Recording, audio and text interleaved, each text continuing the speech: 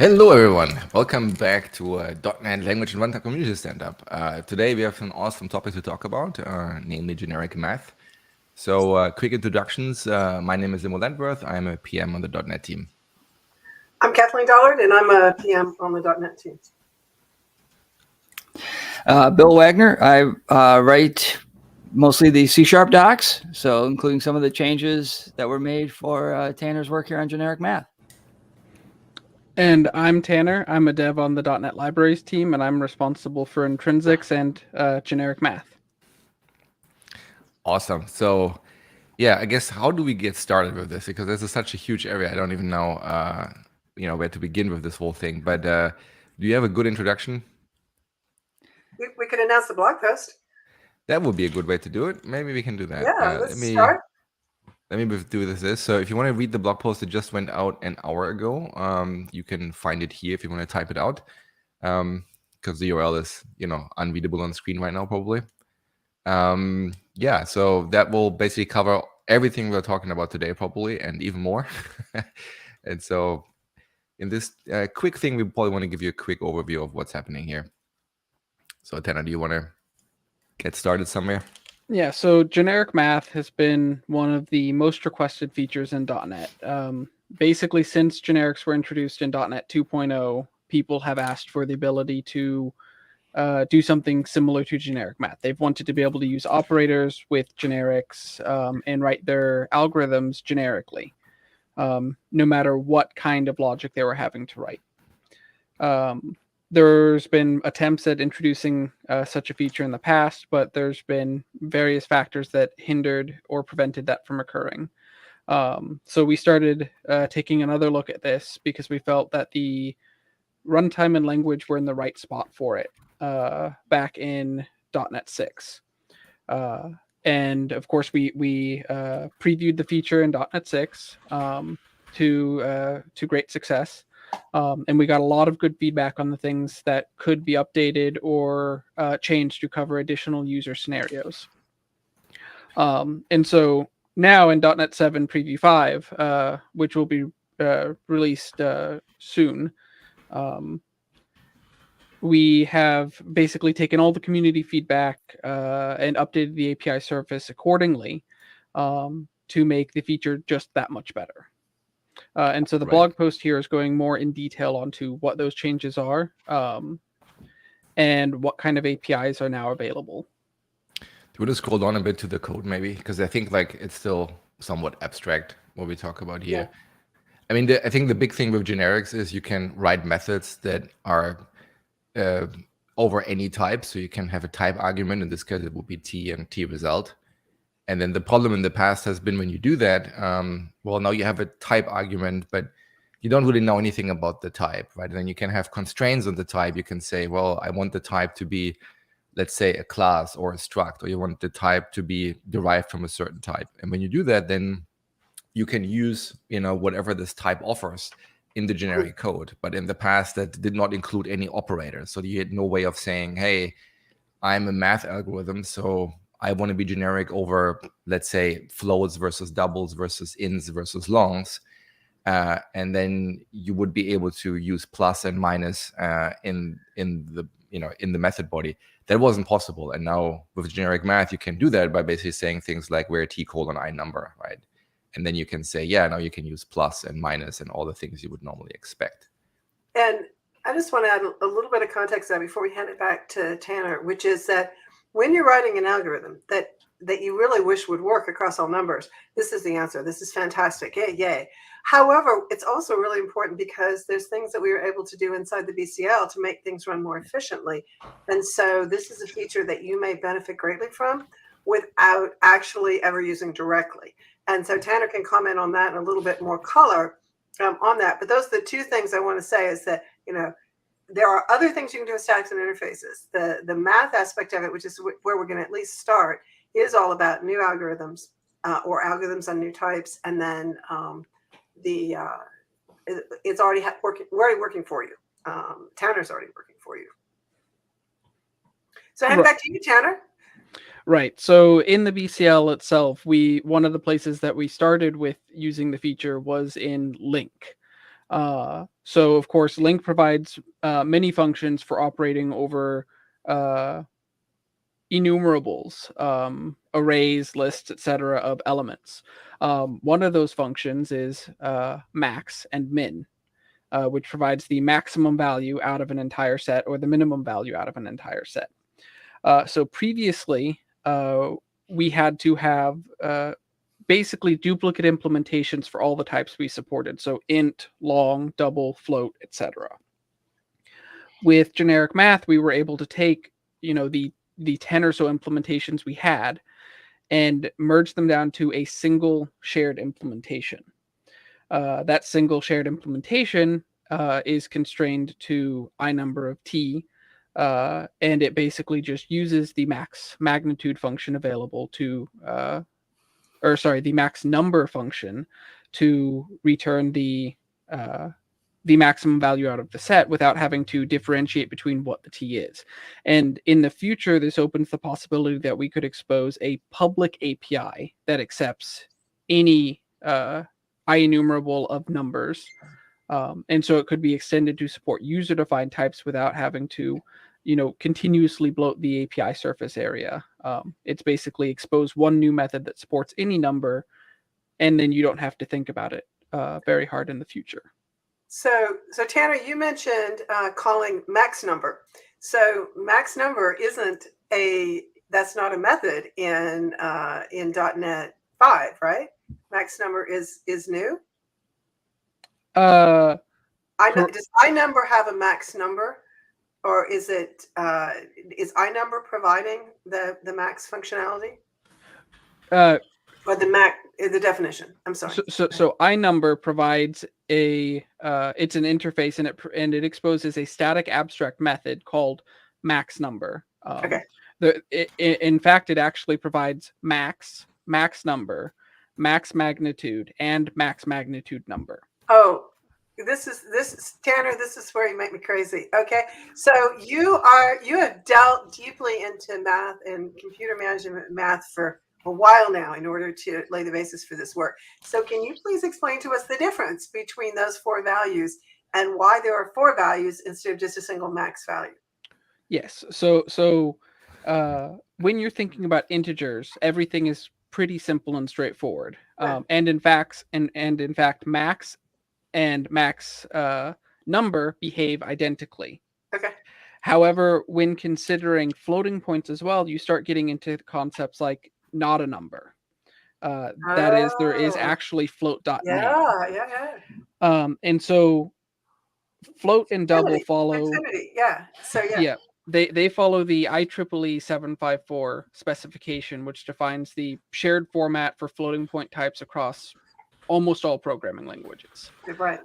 And so max may not actually do what a lot of people expect when you input nan. In fact, when you input a nan, max is required to return that nan back, regardless of what the other value is.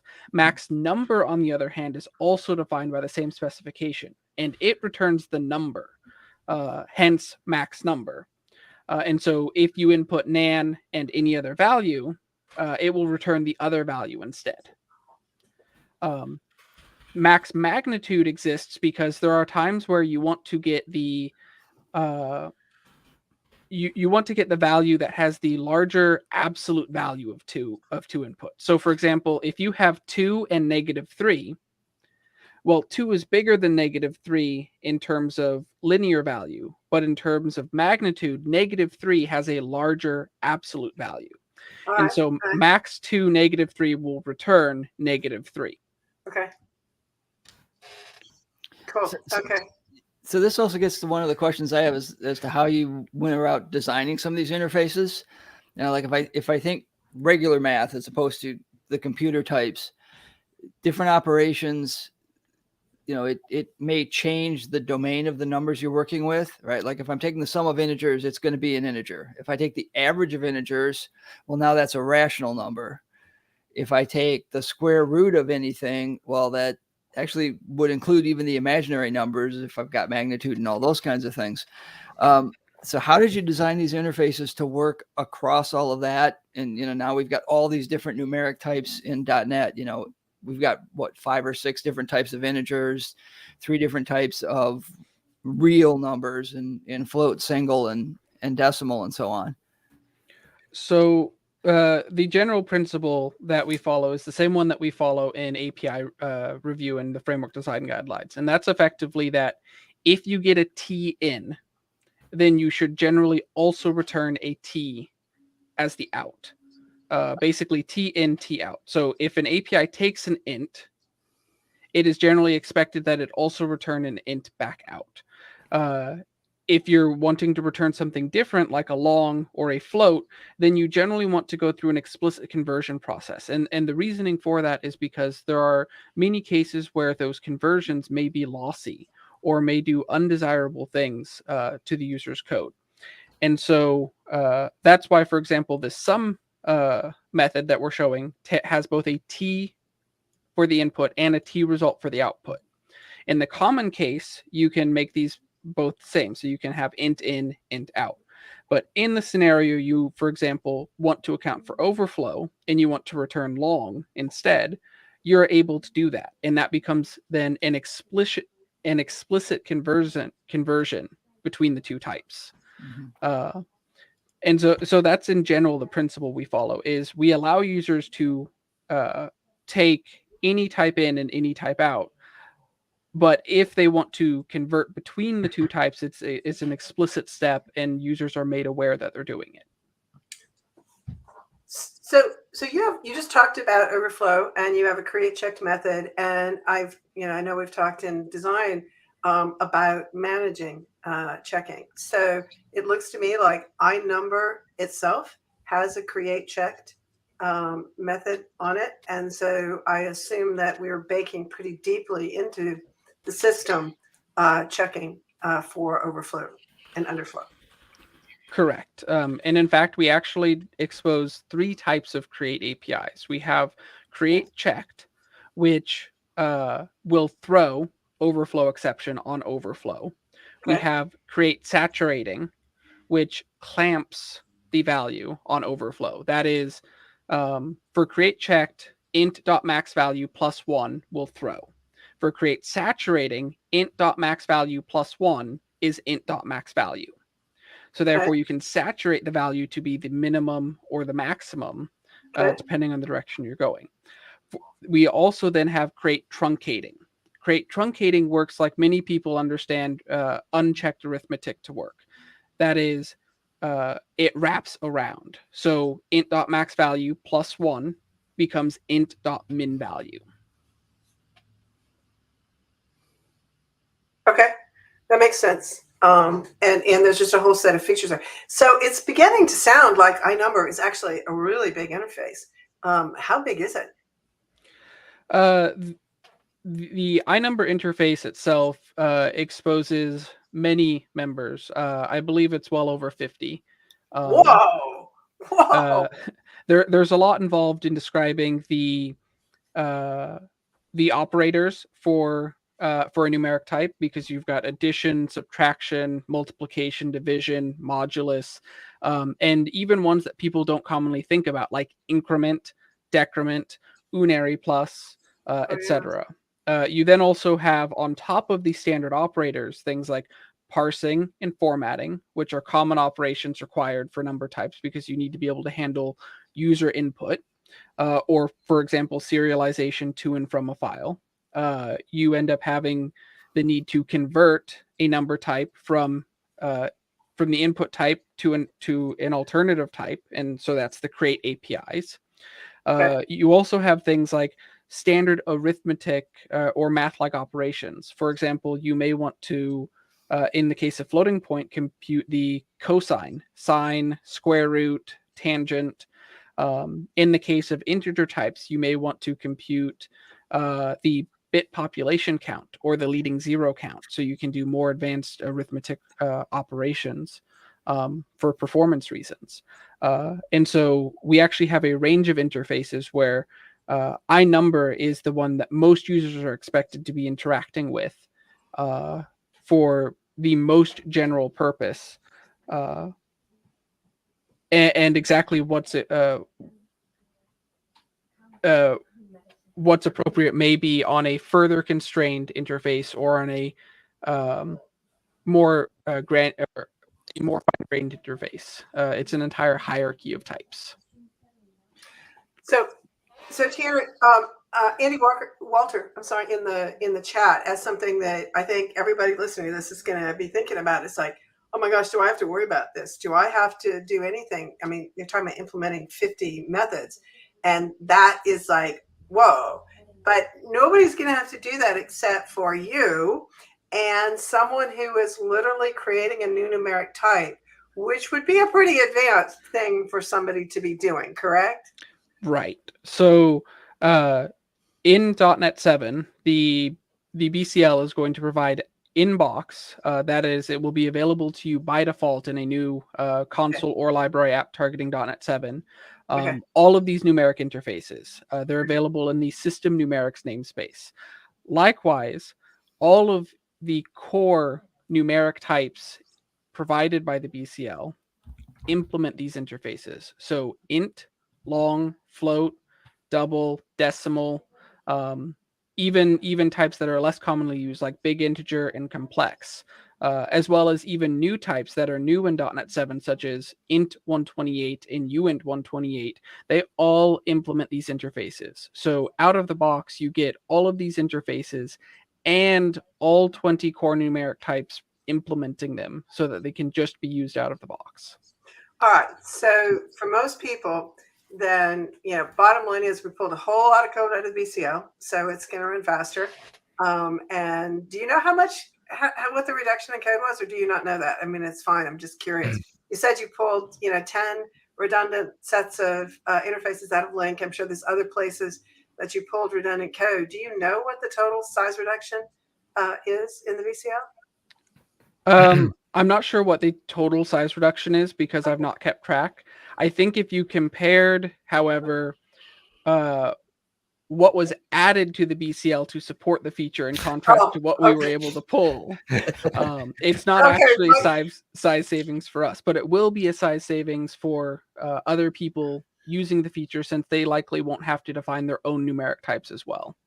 So this gets to one of the questions I had as I was first starting to experiment with all these interfaces and trying to write some generic algorithms, is how do I declare a numeric constant that's not multiplicative or additive identity in a generic way? Like the one example I was trying to do is, like, let's say I've just got coordinates for a line and I want to find the midpoint, right? It's, x1 plus x2 divided by 2, y1, y2 divided by 2.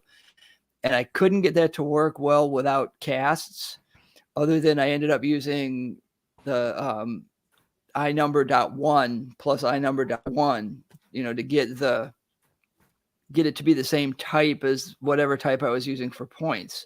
Is there a better way to get constant values into a generic algorithm?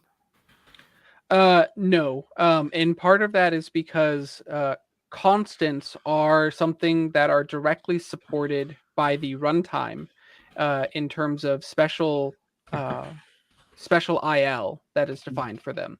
And so what the language is able to do or provide there is fairly limited. It's explicitly to the primitive types, and you have to have and be using a concrete type to define them. Once you get into the generic sense, you no longer have a concrete type. And so you can't define, for example, a constant iNumber. Instead, what you end up having to do is something like T dot create truncating value or appropriate create API for your target type. And you will have to rely on the JIT to to a JIT time optimization, where it effectively eliminates the dead code paths and converts it itself into what is effectively a constant.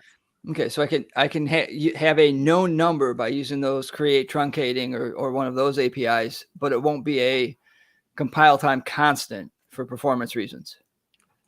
Right. It won't be a C# compile time constant. Right. It will often be optimized potentially even into a constant at JIT time. Okay. All right. I'll answer the question on screen. I think that I'm the best person to answer that. So let's do VB first. So VB actually lacks some of the underlying features here. We even rely on things like implicit interfaces that have never been in VB. So VB is not going to allow you to create the new algorithms or to create types that implement statics in interfaces. So those things are not going to be available in VB. However, again, like I said, for most people, most of the time, what you care about is that the BCL will run better with these changes. And so all of that will uptake. And if somebody creates a new algorithm, third party, and they create concrete types for that, then you could uptake that. So there may be a shim in some cases, and we'll encourage people to provide that shim for the common types that they expect to be passed to their generic algorithms. But, we're just starting this journey, and so we don't know what the third party is going to do. But for the Microsoft types, the 20 some odd that Tanner mentioned, then there will be concrete implementations. So all of this goodness is just available there. So Tanner, do you have anything to add to that on VB, and then I'll do F#? No. Okay. And F# in the process of working on uptaking this. So since F# is kind of all about algorithms, it's all about machine learning, it's all about these things, then we are adding that. They also had a much better groundwork to build it on. So that work is in process. Vlad Zaratowski and Don Simon are working on that. And we hope to have that in it won't be in Preview 5, but we hope to have at least parts of it into Preview 6. So that's where we sit on that, or RC, wherever we're going next. I forgot. Did we do a Preview 6? We've not had a Preview 6 yet. Yeah. I know, not yet, but is the next one Preview 6? Whatever the next one is. Next one's 5. Next Yeah. 5 is going out right away. It's not in that. Oh, okay. It's in the one that goes out after the one that goes out soon. So yeah, we're still doing that work, and you can definitely go to either F# / GitHub F# suggestions, or github.net F# and look for progress on those. So the work is done in .NET F#, and the language design is done in GitHub F# - suggestions. So we got that question. There's a couple other interesting questions as well. Well, and go ahead. For F# in particular, in the blog post and on screen right now, there is an example of a fairly one-to-one translation of the C# sum method showed at the start of the stream into the expected F# syntax. So for people who are familiar with F#, it's fairly similar to what you might already expect. You declare your generic type, you declare your constraint to the interface, and then the syntax for accessing the static members will be fairly intuitive. It's just going to be generic type and then dot static member. Right. And so this will be fairly familiar and straightforward. And then, of course, as people have mentioned in the chat, F# had similar but not quite the same support for some of this already, in that they could you could effectively define a generic method that was constrained to a shape. And then you could access those members, but there are limitations in what that can do and where it can be used. Whereas this one is more general purpose and works for the broader .NET ecosystem. And it works at JIT time rather than strictly being a language compile time concept. All right. Yeah, that sounds great. And we've had some questions in the chat about 0 and 1. You see 0 on screen. Is there also a 1? Yep. In the interface? Yes. So in particular, iNumber provides 0. It provides 1. There is then also a constraint for signed number, which provides -1.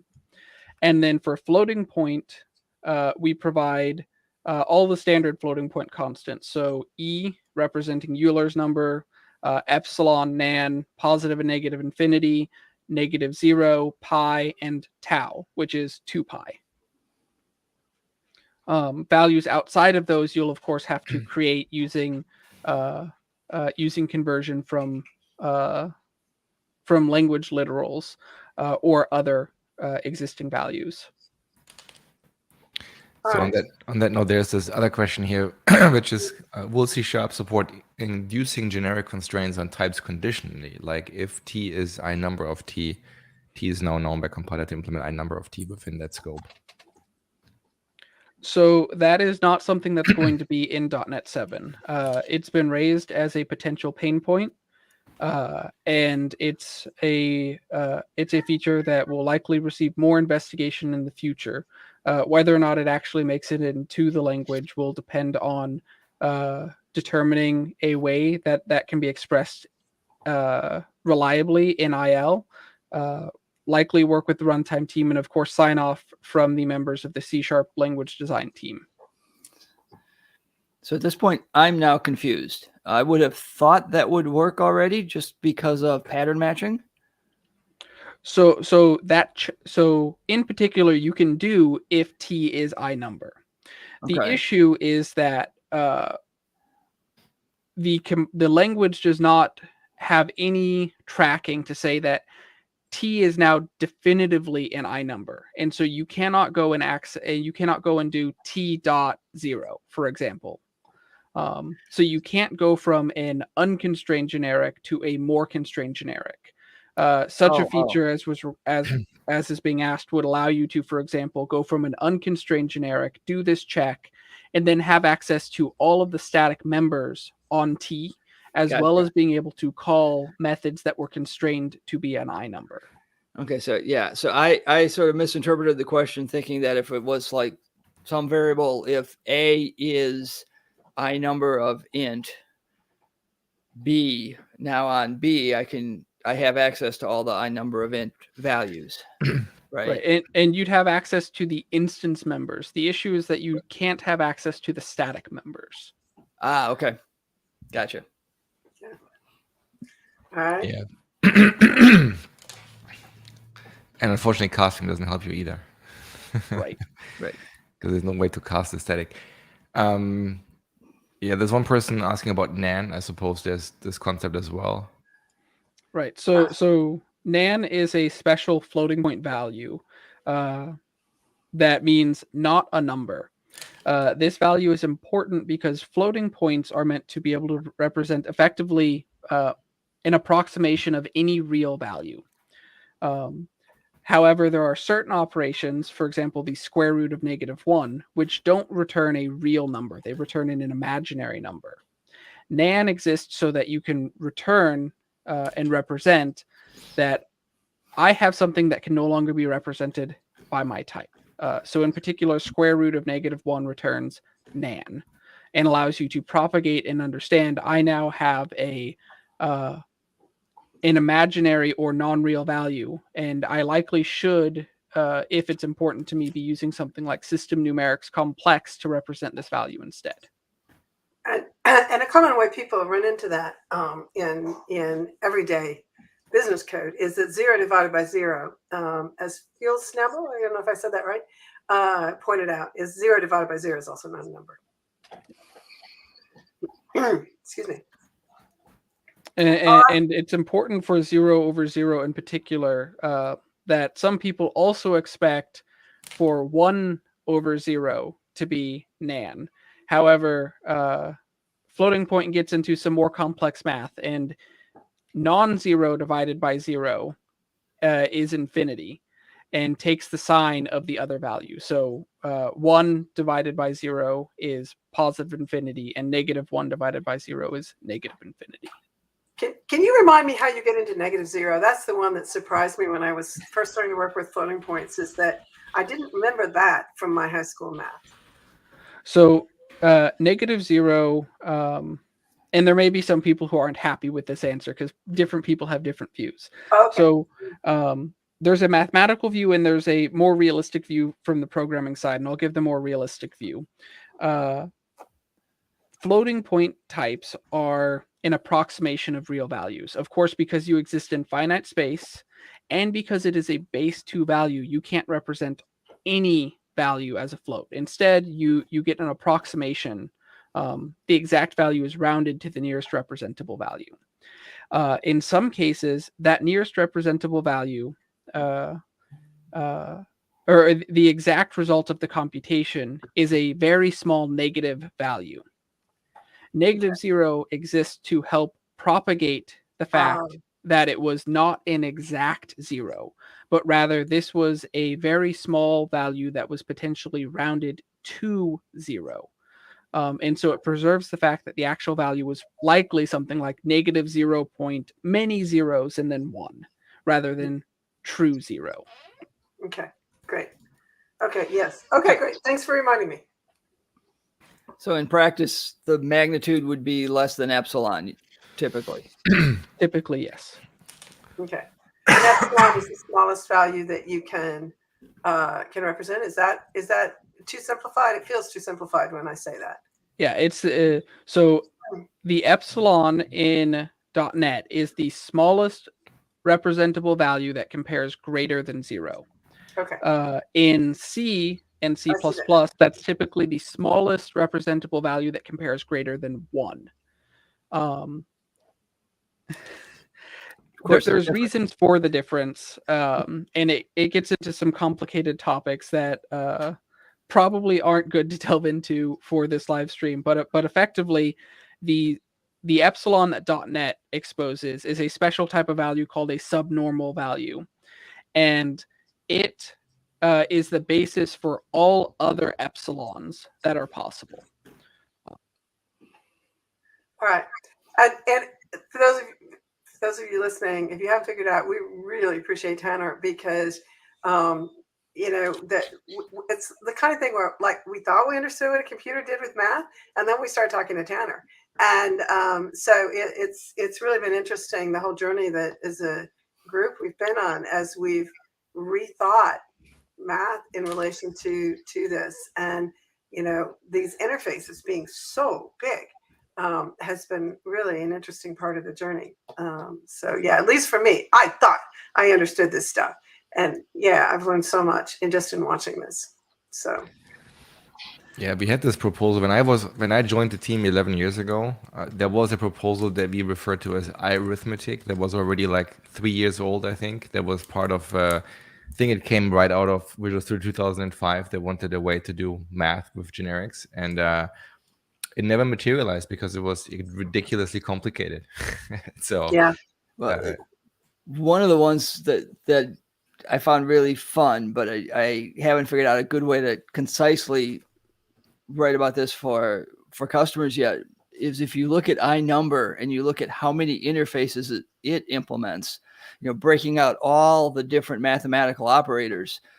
So I can have something like a matrix where I maybe don't want to define multiply because I don't know if that's going to mean cross product or dot product or whatever. Or, there's like only some of the operators are on this type and are valid, but it's really, really modularized well to do whatever you want with anything in a particular space, but it gets complicated really fast. Yeah, if you drill deeper, that's the thing with, all the stuff that Tanner has been working on is kind of like this, right? Hardware intrinsics are kind of the same boat. Yeah, somebody did ask about SIMD earlier. So if we run out of generic math stuff to talk about, but I don't want us to cut anything short on generic math because that really is the touch point most people are going to have on this work. But it does rely on statics and interfaces. And so if we want to go on some of the underpinnings, we did get some earlier questions about that. And we may want to talk a little bit about statics and interfaces and what they are and why they were important for this work. I think it's obvious why they're important to this work. Prior to statics and interfaces, you couldn't have a zero. You could have a zero property. You couldn't have a create checked. Or any operators. Or any operators. You're right. So all this work really did rely on statics and interfaces, which really is just that the interfaces you've had forever were about creating a definition of what an instance looked like. And then we added to that it's not just the definition of not just the signature, but we could also have an implementation. We added that in 5 or 6. That was in 6 build. We added DIMS or 5. Anyway, we added it in 5 or 6. And then now, what? In 5. Okay. And then now we're adding actually, let me back up. in preview in .NET 6, we had the ability to have static methods and static properties, and that's not the end of it. What else can we have? I know we can't have virtual. Actually, no. What else can we have? Static methods, static. They can both have. They can. You have an implementation on your static methods. Is that it? Is there anything else we added? The other ones I think are more specific for generic math. There's the new unshifted right or unsigned right shift operator. Right. The right-hand operand of a shift doesn't have to be an int anymore, so it can support the iNumber based types. And checked and unchecked operators you can define as user-defined operators now, or explicitly checked. Everything else was always unchecked. All right. So I'm just checking to see if we have any questions on. So we do have a question, and Immo, can you pull up Phil Snobel's question at 1037 about static interfaces being the tools to do type classes? And the answer to this is we kind of don't know. Type classes is something that floats in the ether around our design, and we are not quite sure how we want to jump off that cliff. We do know that there are other languages where type classes add significant complexity, may not be the right word, but they make people overwhelmed very easily. And it's important to us not to make, we don't want to make C# or F# as overwhelming as Haskell is. So, that we think about that in this space. But we're kind of stepping a little bit, but maybe a baby step's enough. Maybe we're going to get to something short of going to full type classes that's going to do the trick for people, for most people, most of the time, which is sort of this space that we live in. So I think it was a great question. You mentioned, Bill, checked and unchecked operators. And so I thought that Tanner might, or you, either one, might want to talk a little bit more about what operators used to do and what they're going to do now. And anyone who is implementing certain types of operators actually may want to look at what they're doing, because we have a particular default opinion now, right? The default is unchecked, correct, Tanner? Can you still hear me? Yeah.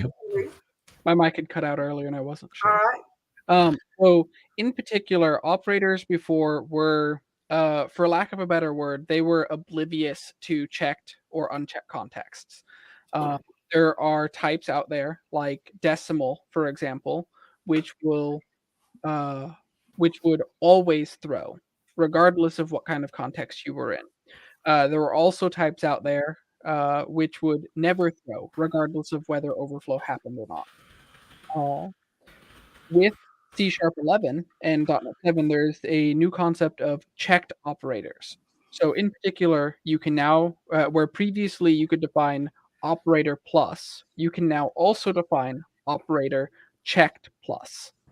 The intent there is, and how the language works, is that when you declare a checked operator, you must also define the corresponding operator without the checked keyword.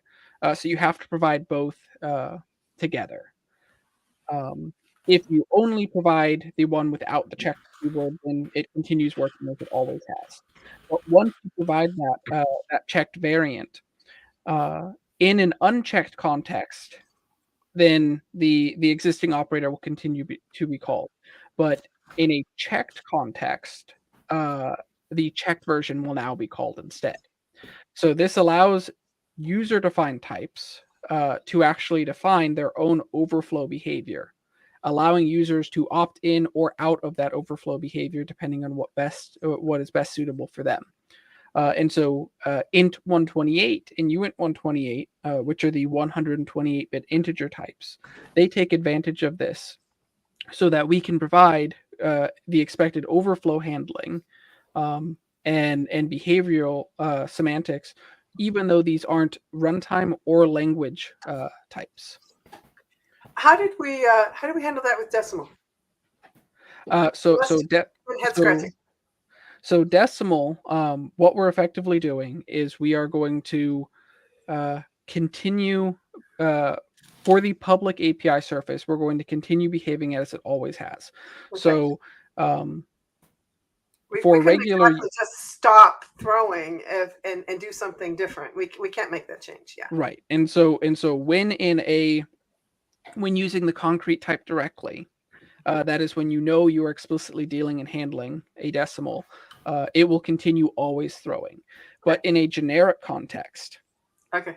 in a context where you don't know the type, all you know is you have a T that is constrained to I number. The expectation is that those types will effectively do the right thing. So in a checked context, it will throw an overflow.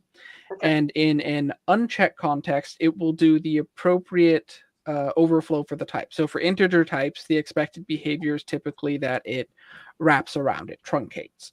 For floating point types, however, the typical expectation is that saturation occurs instead. So float and double in particular, they saturate to infinity. Decimal doesn't have a concept of infinity, but the next closest thing is that it just clamps to max value instead. And so that's the behavior that users are going to get with those types in a generic context. And of course, this is possible because interfaces can be explicitly implemented by the types. That is, you can implement the signatures required by the interface without publicly exposing them. And so we're able to expose on decimal both the standard public plus operator that the languages use, as well as exposing explicit implementations of iNumber for both operator plus and operator checked plus that do the right thing for the generic context. All right. Okay. Immo, let's grab some questions off the chat here. Yeah, so there's two more that I had. One of them was this one here. Is this something we can talk about, or is that too far? I don't think it's overly complicated for this one. So in terms of IL, statics in interfaces work exactly like any other virtual member.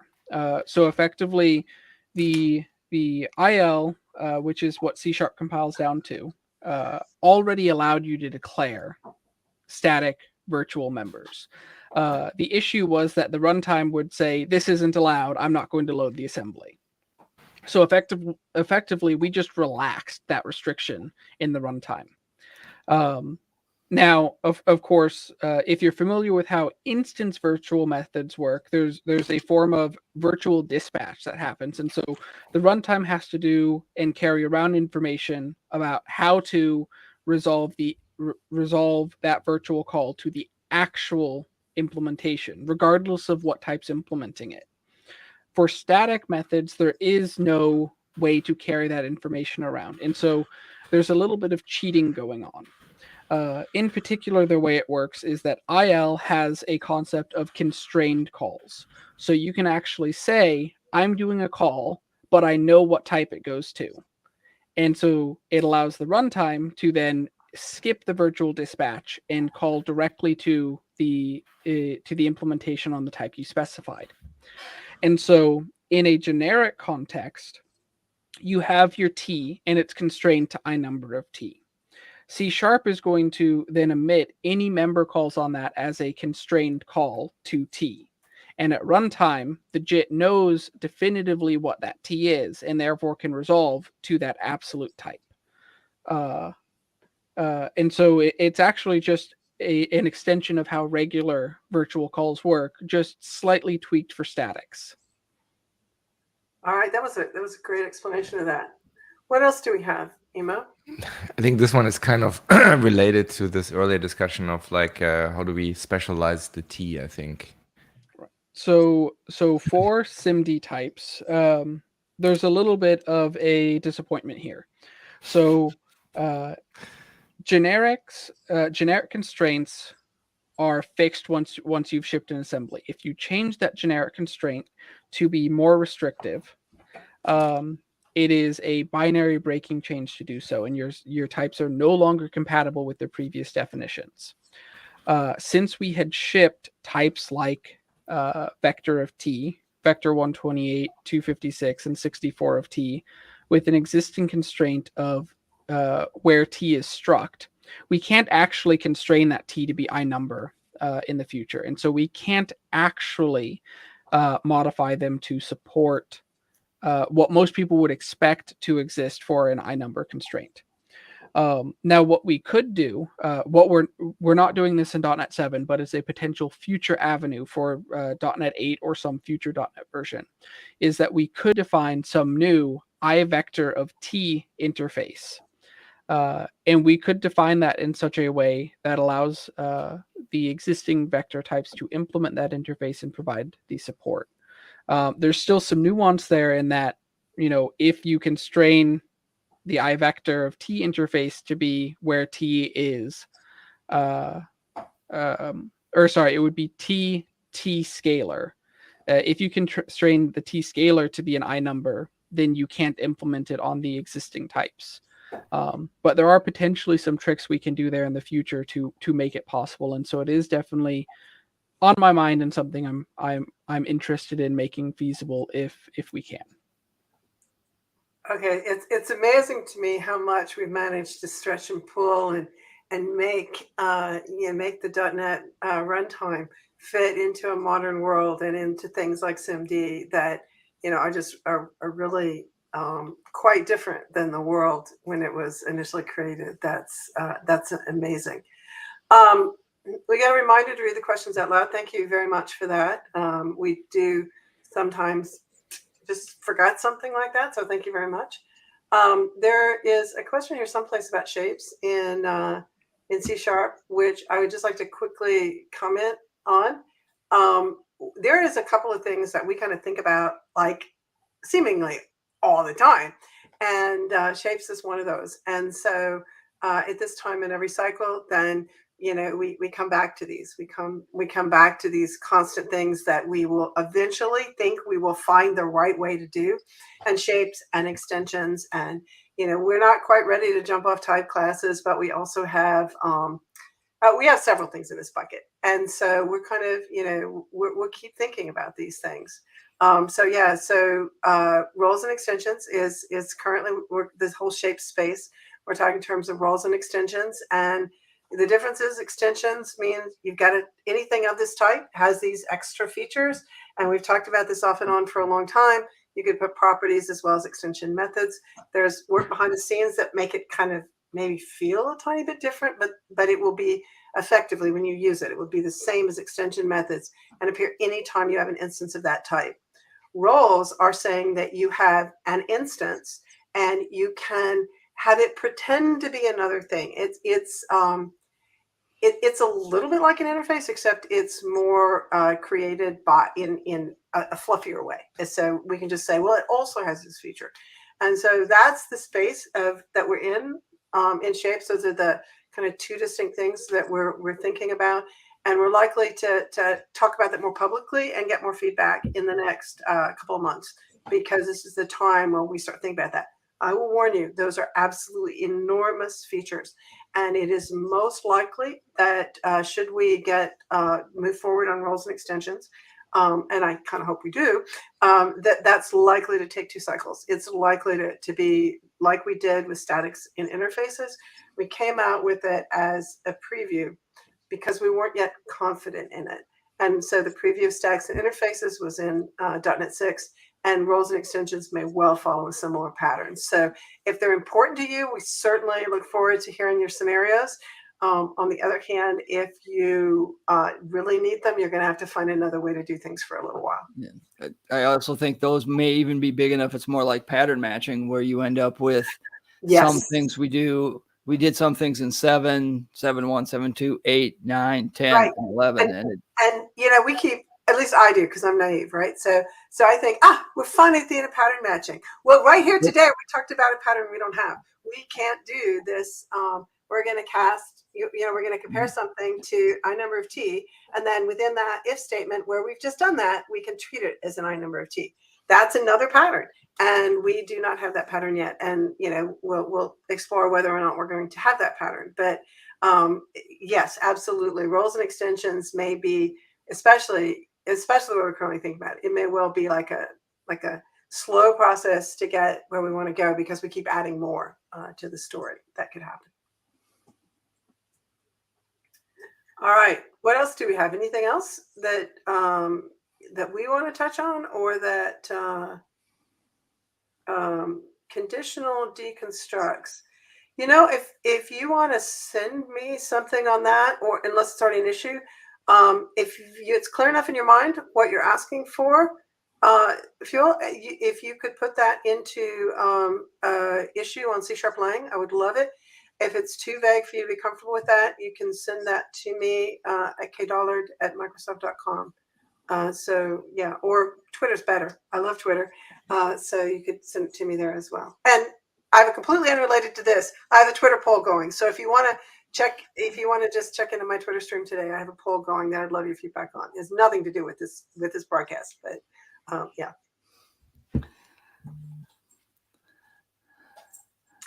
When will 5? I don't think we're supposed to say that out loud. Can I just say soon? Yeah, I don't know. soon, and we wouldn't release something like that on Friday. So sometime soon, but don't think soon means the next few hours or tomorrow. Yeah, that's what I'll say. I don't think I get in trouble for that.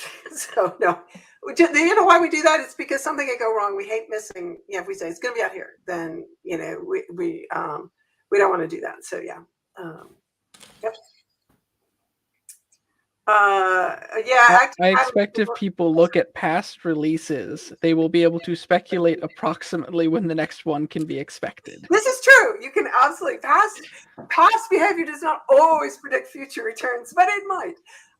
Yeah. And you know, I said there's a lot of things we can always thinking about, and active patterns just came up in the chat.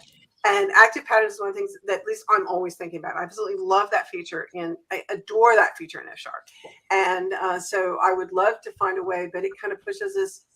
It makes patterns something a little bit different because patterns aren't like patterns. Now they're the result of a function or the result of something like that. And so it does make it's kind of a big change. But yeah, that's the kind of stuff that always comes back up. Yeah. Yeah, so we got about 6 minutes before 11. So we definitely should make sure if anyone has anything on their mind, you know, among us, then we can just bring it up. If you have a question that you haven't asked yet, please ask it now because we're going to run out of time. Or if we overlooked a question you really want us to pay attention to, then bring it up again. And we might have missed it because we're a little, we make mistakes. Yeah, so I'd like to explicitly call out that while this is a preview that's taken in all the community feedback so far, we still have, you know, another month or two to take in more community feedback and react to changes. So I definitely appreciate everyone who tries the feature out and provides feedback about what both works well for them and what doesn't work well or what seems to be missing. We are going to be able to version these interfaces across .NET versions by utilizing default implementation methods.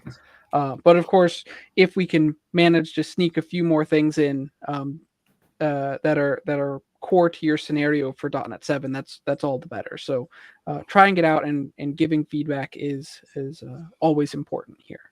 And of course, you can provide that on GitHub. On the .NET Runtime repo. You can also reach out to me on Twitter, or you can also find me in, for example, the C# community Discord, which is linked to from the Foundation website, the .NET Foundation website.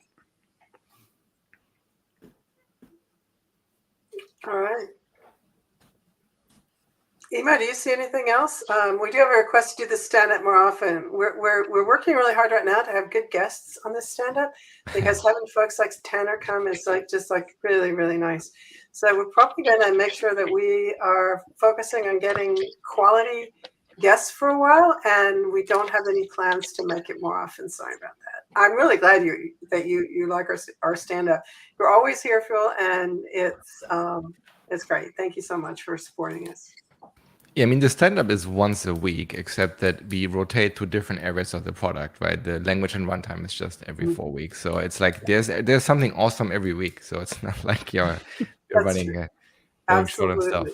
Absolutely. There is one last question I do want to answer, just since this came up. I'm definitely gonna say no on this. No, not for production. No. So the question is Microsoft Net Compilers toolset plus .NET 6 a good idea for production? It's unsupported, and honestly, that means we don't test it. At times I'll get questions in docs of going, what language features work on an older runtime? And it's like, well, these kind of do maybe in the stuff I've tried, but I don't know, and it definitely doesn't get fully tested. Yep. So I would say that is a very dangerous thing to try, and I would absolutely not do it. Yeah, and that does mean that, just to remind everybody, .NET 6 is long-term support. .NET 7 is not. So our commitment to that is that .NET 7 will be supported for at least 3 months after .NET 8 is released, and .NET 6 will be supported for at least a year after .NET 7 is released. Actually, .NET 8, I think, isn't it? .NET 8. I'm sorry. Bill is correct. Thank you very much for catching that, for catching my misspeak there. So .NET 6 is supported for a year after .NET 8 is released. So if you are not able to move your production work quickly and staying on a supported .NET is important. We kind of think it's a good idea. I think it's a good idea anyway. Then you're going to have to wait and not jump on .NET 7, because if you go onto .NET 7 in November, you'll be happy for a year, and then you'll have 3 months scrambling to move to .NET 8. We would like that to be an easy thing, but for a lot of people, you've got your own processes that you have to go through. So you have to, approve the new one, make sure everybody's happy with it, and then you have to get it into your code, and then you have to get your code through testing, and then you have to get out. For some people, that can be hard to do in 3 months. So how is this different, by the way, from using the .NET 7 SDK to target .NET 6? That is supported. Yeah, that's supported. That's completely different. So the BCL, if you use .NET 7 SDK to target .NET 6, the BCL that you're working with is you won't have generic math because it's not in .NET 6. And your lang version in C# will be set to C# 10, because that's the version of the language that came out with .NET 6. By default, although you could change that. You can change that. So yes. But if you change it, it's not supported. If you were to change it to C# 11, that's not supported, because weird things happen. I see. So you're saying the Microsoft Net Compilers toolset basically gives you the latest language features on an older runtime, versus if you use the later SDK and you target an older runtime, you're still by default constrained by what that runtime supported. Yeah, and here's where a lot of that comes in a big way is if you think of C# the language, there are a lot of, and it's growing every release, there are expectations of what different types do, right? If you go back all the way to C# 1, there's a string type that does certain things. And if you declare a string variable, all lowercase string, the compiler just expects certain things on that. And now, that's expanded, of course, to everything around task, async and await.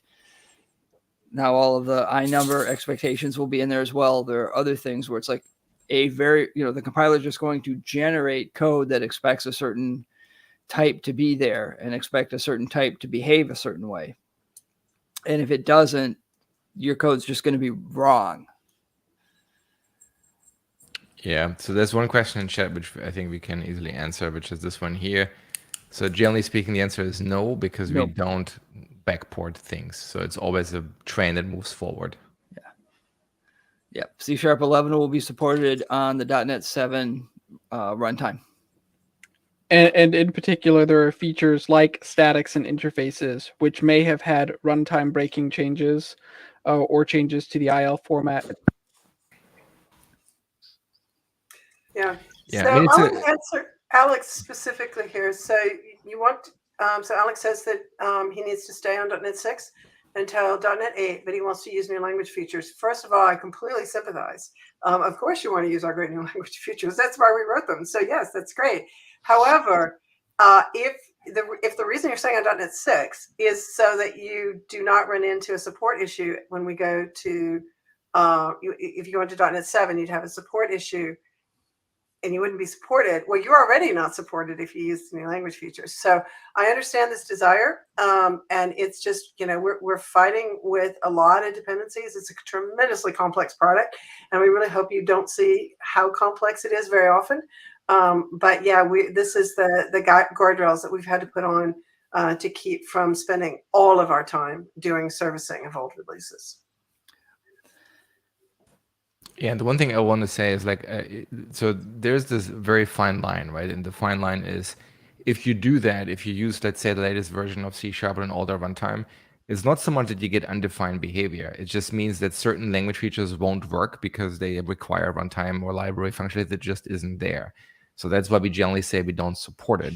But there are cases where we ourselves or our customers are using a later version of C# at an older runtime. And so it just means you now have to deal with this jagged version of C# where some features work, some features don't work. And by don't work, it means it won't compile. So it's not like you suddenly have this landmine in your code that explodes at runtime, right? So we design the language very carefully such that the language knows when certain features are available. So when there's, for example, runtime dependencies, we express this as metadata in the underlying libraries. So if the metadata isn't present, then the language will prevent you from using these features. So you can make your own educated decision how much this is worth to you. You certainly have to deal with more complexity when you do that. But it's not quite as bad as saying do something super if I don't know, dangerous or things that might make your code explode. It just means you deal with more complexity, and we generally don't support it. So if you have issues, you can complain on social media, and then some people may be able to tell you what's going on, but you generally can't call us and expect some sort of outcome from that. Well, and I'd add on that even in cases where there are popular libraries for effectively shimming types, like index or range, for example, those are .NET Core exclusive types. But there still exist public packages that people use to polyfill or shim that support to .NET Framework. While that's theoretically possible, it is unsupported, as been indicated. And one of the reasons it's unsupported is because the entire feature end-to-end doesn't work like most people expect. You're not going to get all of the BCL integration for those types. And so you're not actually going to be able to use index or range in many of the cases that you might want or expect. The same goes for many other types where, span works on .NET Framework, but none of the BCL on .NET Framework exposes span support. So you're going to have your span, you're going to be able to reduce allocations in some places, but ultimately you're going to have to convert back to an array at some point and end up with that allocation anyway. So you just end up with a not as good and very bad experience, and that's not something that we want to provide users with by default for our products. So yeah, this is probably gets to what we recommend often in docs is you really have two, and Kathleen, Immo, and Tanner's all their points. The reason for not supporting some of this is the complexity blows up really fast. So there's two mainline scenarios that should work reasonably well. And I'm not sure we talk about staying on each version as much as we should. LTS is going to be every 2 years. So when you make a jump, it's going to be a bigger jump. But you also have more time to make that jump. You can also stay on the current version. So go .NET 6, .NET 7, .NET 8, .NET 9, and so on. And you will have to upgrade faster, especially on those as an odd release becomes the previous release. But the changes should be smaller. And then you can use the latest features. As Tanner, Kathleen, and Immo have all said, if you start trying to mix and match them, now all the complexity, the runtime team, the BCL team, and we deal with in previews, that now suddenly gets pushed right onto you. And we don't test it. That's the core thing. What we test is what we recommend, which is the scenarios that Bill talked about, and those are the ones that should work well. We test them. We'll respond very quickly as we can to any problems that you find. But if you're in an unsupported combination, then your problems land back on you. So yeah, some people have been very successful doing some things that have tied, crossed up versions.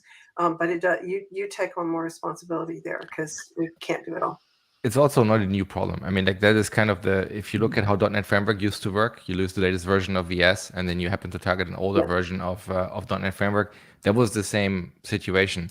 The only difference there is that since we moved to .NET Core, we really took advantage of our ability to innovate quicker and more across the board, right? We haven't really changed the runtime since generics in any meaningful way. But we, now we are doing this, and now, the problem is that the combinations are really starting to become more and more complicated, right? And that is kind of why we said, okay, we need to tell people explicitly that we don't want you to support in those environments because it gets quickly complicated. But you can still do it, and you can still, or you would still get well-defined behavior. It just means you need to deal with more complexity. That's really all that is to it. Yeah, and I think another important point that makes it easier now is starting with .NET Core. The runtime is effectively part of your application, right? Meaning it's not a system download as it was in Framework. So upgrading one app on a machine doesn't force every other app to go to the latest framework. So it's now easier to say, I'm just upgrading this app. Like before joining Microsoft, I worked writing some software for large enterprises, and it was like, we need this new feature. Yeah, but we can't upgrade the other 30 apps on this machine. So, but now with Core, it's like, here we go. It's just self-contained. It's just this one app. It doesn't touch the others. So you can more safely upgrade one application without touching everything else on that machine. Yeah. Well, we're over, Immo. Yeah, I mean, so the only thing, like the Fuel just had a hot take on maybe it was good to have a runtime that doesn't change that often. I mean, that's a key difference, I think, between Java and .NET, is that we were very trigger happy to change the language, and the Java folks were more interested in changing the runtime. And they both have pros and cons. They both result in innovation. We believe with Core, we can do everything we want. It's just we choose where the innovation makes the most sense. And some runtime features or some type system features require runtime changes, like the generic math thing is a good example. What we believe it's worth it. So, but that is the case, I think we can find out later together, I guess. All right, so then I think we are done for today. I think we see each other again in 4 weeks, I believe, unless there's some event in the middle. And the video is available on YouTube after this. So if you watch us later, that's sad, but you still can. And no, we're happy for people to watch later.